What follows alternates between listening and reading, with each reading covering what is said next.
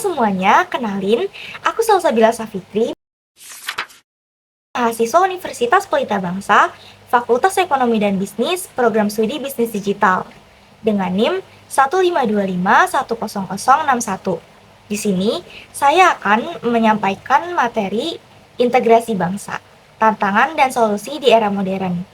Simak baik-baik ya.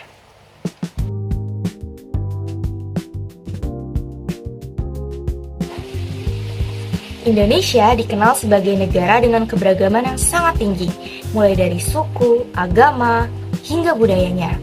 Namun, pertanyaannya adalah, bagaimana semua perbedaan ini bisa tetap bersatu?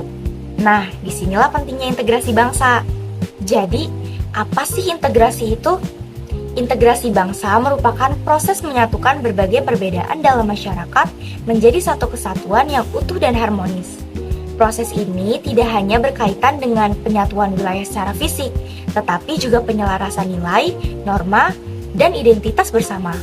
Artinya, integrasi bangsa membutuhkan kerjasama dan saling pengertian antar kelompok agar tercipta stabilitas politik, sosial, dan budaya. Nah, kenapa sih integrasi itu penting? Seperti yang udah aku sampaikan sebelumnya, Indonesia itu adalah negara multikultural dengan tingkat keberagaman yang sangat tinggi. Tanpa integrasi yang kuat, perbedaan itu bisa menjadi sumber konflik. Namun, jika integrasinya berjalan dengan baik, keberagaman justru bisa menjadi kekuatan dan kekayaan bangsa. Oleh karena itu, integrasi dapat dikatakan sebagai kunci stabilitas nasional. Dalam kehidupan sehari-hari, sebenarnya integrasi bangsa itu sudah sering kita temui. Contohnya, seperti gotong royong lintas agama dan suku. Umat Muslim memasuki area gereja dengan memainkan alat musik tradisional dan disambut meriah oleh umat Katolik paroki Santo Cornelius Pohembau. Usai penyambutan, umat Muslim terdiri dari tokoh agama, imam masjid, dan remaja masjid melebur bergotong royong melaksanakan pengecoran kubah gereja. Kegiatan ini dilakukan sebagai bentuk solidaritas dan toleransi antar umat beragama dalam hal mengimplementasikan Bhinneka Tunggal Ika, yaitu berbeda-beda namun tetap satu. Terus perayaan hari besar bersama. Semangat toleransi sangat terasa di perayaan Hari Raya Idul Adha di Masjid Istiqlal, Jakarta. Pengurus gereja katedral menyediakan lahan parkir bagi umat Muslim yang hendak menunaikan salat Id.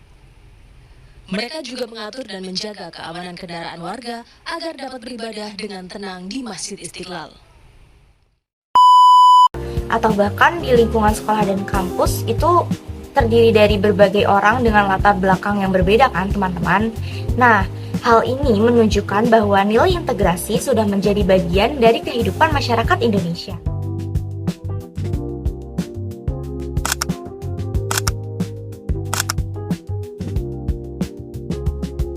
Namun dalam kenyataannya, integrasi bangsa masih menghadapi berbagai permasalahan. Salah satunya adalah ketimpangan sosial, yaitu pembangunan yang belum merata antara pusat dan daerah. Ketimpangan ini dapat menimbulkan perasaan tidak adil bagi masyarakat, dan jika dibiarkan, hal ini bisa memicu ketidakpuasan terhadap pemerintah dan melemahkan ikatan kebangsaan. Selain itu, di era digital saat ini, penyebaran hoaks dan disinformasi juga menjadi tantangan yang besar. Informasi yang tidak benar dapat dengan cepat menyebar melalui media sosial dan memicu konflik, terutama yang berkaitan dengan SARA. Jika masyarakat tidak mampu menyaring informasi dengan baik, hal ini dapat memperparah perpecahan dan meningkatkan polarisasi. Nah, jika dianalisis secara kritis, integrasi yang terjadi di Indonesia itu seringkali hanya bersifat simbolis. Dalam praktiknya, masih banyak masyarakat yang belum merasakan keadilan secara merata. Hal ini menimbulkan ketidakpuasan dan ketidakpercayaan masyarakat terhadap pemerintah, hukum, maupun institusi publik. Akibatnya, muncul anggapan bahwa hukum tajam ke bawah tetapi tumpul ke atas. Oleh karena itu, diperlukan berbagai upaya untuk memperkuat integrasi bangsa. Yang pertama, meningkatkan pendidikan karakter dan toleransi sejak dini. Yang kedua, pemerintah itu perlu memastikan pemerataan pembangunan agar tidak terjadi kesenjangan antar daerah. Yang ketiga, meningkatkan literasi digital agar masyarakatnya itu tidak mudah terprovokasi oleh hoax. Karena pada dasarnya, integrasi tidak bisa hanya menjadi slogan, tetapi harus diwujudkan melalui kebijakan yang adil dan nyata.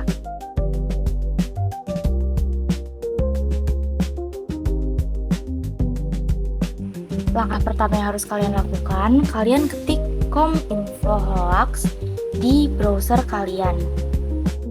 Kemudian kalian klik artikel yang paling atas, yang tulisannya buku.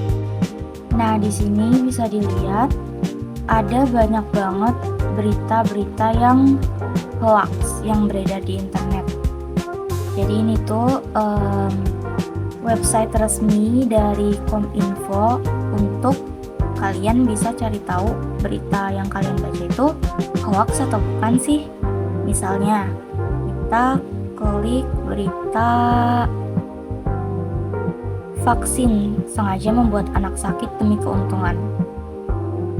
Nah, bisa kita lihat penjelasan lebih lengkapnya di situ.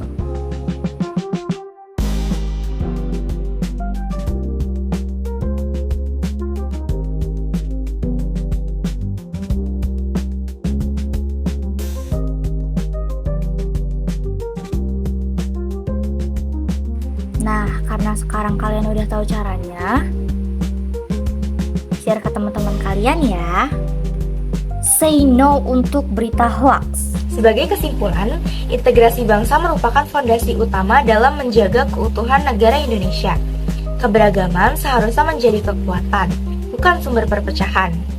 Namun, untuk mewujudkan integrasi yang kuat, dibutuhkan kerjasama antara pemerintah dan masyarakat, serta komitmen untuk menciptakan keadilan dan toleransi.